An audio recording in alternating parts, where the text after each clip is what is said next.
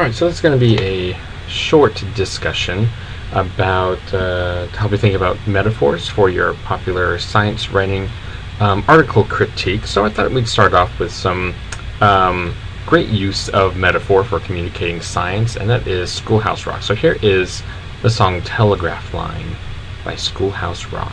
The lyrics are over there on the right. There's a telegram for you, ma'am, and the message is clear. It says there's something bugging you and buzzing in your ear. The results can be quite itchy, so what is your reply? Tell your Uncle Swat that fine.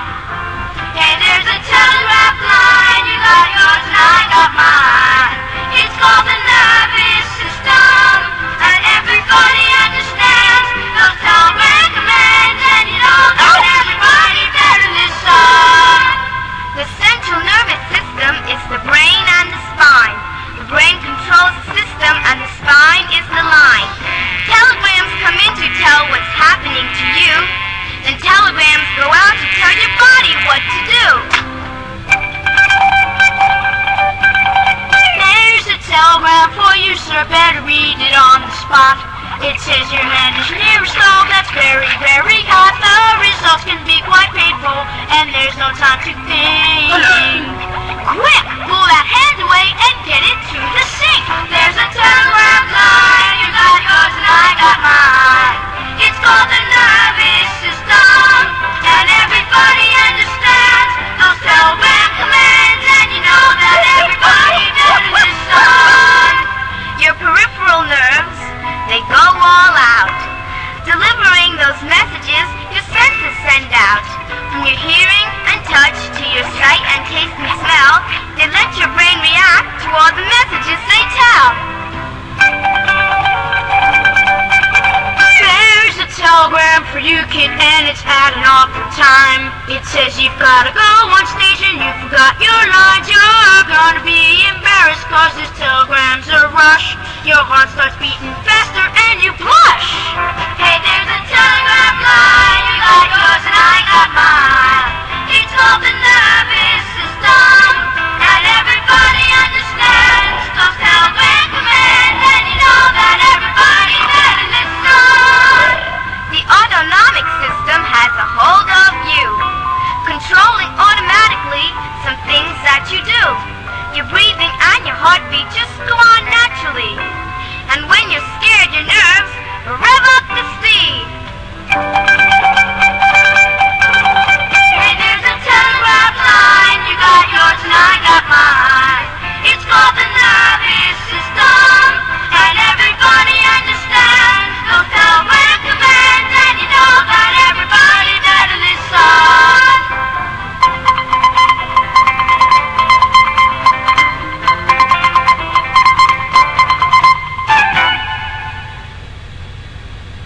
And there we go. Is there anything that Schoolhouse Rock cannot do? So if I were to ask you, what is the metaphor in this song? Hopefully you would say that the metaphor is the telegraph line. That this song is comparing the nervous system to a series of wires intended to communicate information and expect a response. That is the metaphor in this song, or in this song. What I like about Schoolhouse Rock really makes the metaphors very, very easy to see. In writing, metaphors are figures of speech. We call it, we might also call it figurative language that we use, that compares two dissimilar things to each other. So here in the case of the Schoolhouse Rock song, it is comparing a telegraph line to the nervous system in an organism. They're a way of explaining one thing by comparing it to another. And that's pretty that's what a lot of Schoolhouse Rock songs do, and that's how they're able to simplify, in a way, a lot of this complex information. Now, they're not making this information simple to understand, they're just presenting it in a more simple way. I mean, metaphors are, these are tools that writers use, and poets and fiction writers and science writers. That's where, you know, all these different writing genres, the creative genres and the scientific objective genres, kind of meet. So they're not these fluffy or inexact kind of elements of writing that are too ephemeral, I guess, for pragmatic scientists and engineers.